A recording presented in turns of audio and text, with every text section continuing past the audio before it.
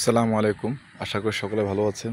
আপনারা যে জমিটা এখন প্রায় পরিষ্কার দেখতে পাচ্ছেন, এই সব কিছু কিন্তু সকাল থেকে করছি। ধীরে ধীরে ধীরে ধীরে পরিষ্কার করেছি। এই জমিটা বিশেষ করে আমার পরিষ্কার করার উদ্দেশ্যটা হচ্ছে, এই জমিতে আমরা কাঁচা ঘাসের জন্য চাষ করব, বীজ রোপণ করব, কিংবা যেদিকটা ভালো হয় সেদিকটা করার চেষ্টা করব। বিশেষ করে অনেকে আমাকে পরামর্শ দিচ্ছেন, যারা পুরাতন খামারি রয়েছেন তারা আমাকে পরামর্শ দিচ্ছেন যে এখানে যে ঘাসগুলো ইতিমধ্যে যারা চাষ করেছে তাদের কাছ থেকে কিছু কাঁচা ঘাসের গোড়া নিয়ে এসে এখানে রোপণ করার জন্য, যেমনটা আমরা ধানের বীজ রোপণ করি ওইভাবে। তো দেখা যাক, এখানে প্রায় 4 শতকের মতো জমি রয়েছে। এই জমিটা আমি একজনের কাছ থেকে বর্গা নিয়েছি শুধুমাত্র কাঁচা ঘাসের জন্য। কারণ আপনারা জানেন ইতিমধ্যে এখানে আমার যে গরুগুলো রয়েছে, 2টি গরু, তার মধ্যে এই খড়টি কিন্তু ইতিমধ্যে একদম শেষ। আপনারা যদি লক্ষ্য করেন, খড় কিন্তু একদমই শেষের পথে। তো এখন কাঁচা ঘাসের তো আমি বারবার বলি কোনো বিকল্প নেই। তো আমার যেহেতু কোনো জমি নেই, সেক্ষেত্রে গিয়ে আমার কিন্তু কাঁচা ঘাস অনেক প্রবলেম হচ্ছে। তাই এই জমিটা আমি বিশেষ করে কাঁচা ঘাসের জন্য এই জমিটা আমি নিয়েছি। এখন এতটুকু পর্যন্ত পরিষ্কার করেছি আজকেই।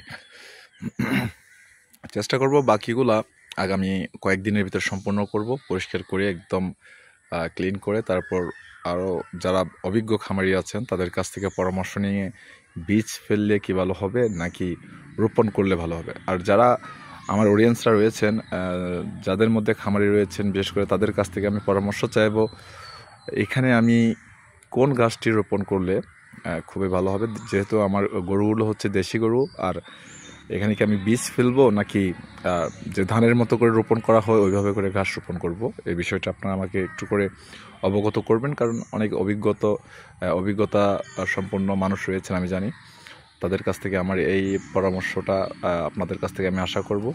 আর একটা জিনিস লক্ষ্য করলাম, আপনাদের কাছে আমার বিনত অনুরোধ থাকবে, বিশেষ করে যারা আমার ভিডিওগুলো দেখতে পছন্দ করেন কিংবা আমার ভিডিওর নোটিফিকেশন পাওয়ার সাথে সাথে চলে আসেন।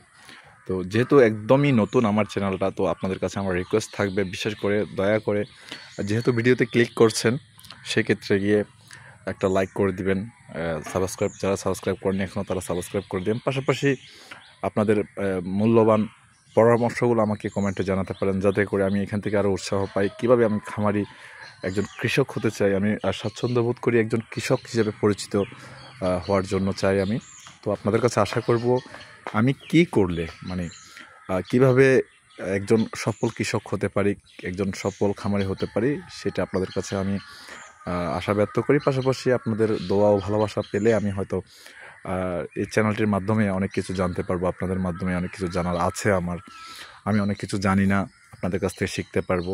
অ্যাকচুয়ালি এই চ্যানেলটা খোলার মূল উদ্দেশ্য হচ্ছে যারা জানে না তারা কিছু শিখবে, আর আমিও যেহেতু নতুন একজন খামারি, আপনারা যারা জানেন তাদের কাছ থেকেও আমি কিছু শিখতে পারবো।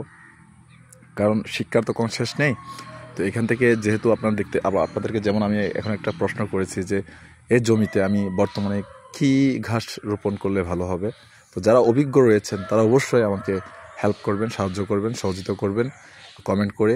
এবং যদি ভিডিওগুলো ভালো লাগে তাহলে অবশ্যই কিন্তু লাইক করে দিবেন, সাবস্ক্রাইব করে পাশে থাকবেন। আপনাদের ভালোবাসাটা আমি বারবার বলছি অনেক জরুরি।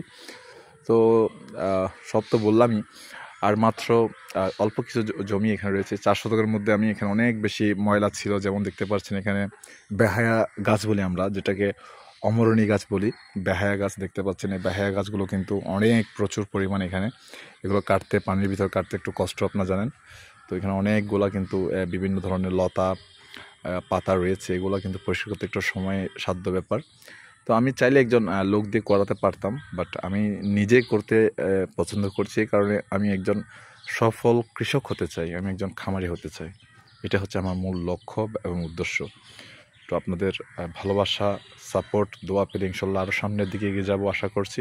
সকলে ভালো থাকবেন, সুস্থ থাকবেন, দোয়া করবেন আমার জন্য। সকলের স্বাস্থ্য দীর্ঘ কামনা করছি। আসসালামু আলাইকুম, আল্লাহ হাফিজ।